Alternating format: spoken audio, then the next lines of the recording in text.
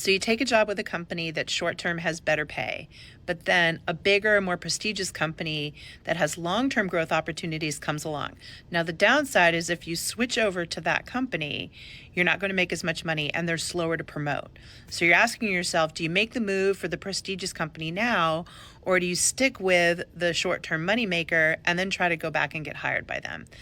The simple answer is it depends on your risk tolerance, right? So you've got to ask yourself, if this company is really willing to hire you right now, should you take it, or should you risk staying with this company and hopefully getting them to hire you later on?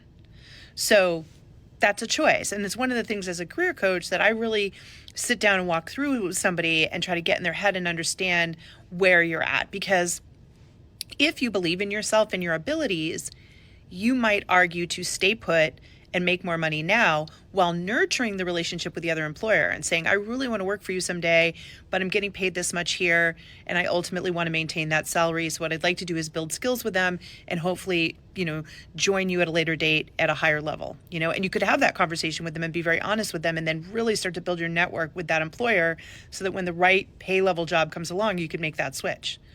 However, if you don't believe confidently that that will happen, then you do have to ask yourself, is now the time to switch over and get in that company? Because while they may promote slower, larger companies, the upside to them is the stability and the opportunity to build a true career path. And so this is very much like the stock market and investing. Your risk tolerance plays a huge factor in this decision. So thank you for sharing this. I'll be really curious to see what you decide. I hope that helped. And folks, keep the hard questions coming, would you please? It's one of my favorite things to do on this app is answering your career and job search questions, especially the complex ones.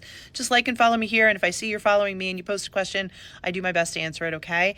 And of course, if you need help with your job search, so many free resources, my career quiz, my disruptive job search checklist, my resume LinkedIn bootcamp, all free, all linked in my bio.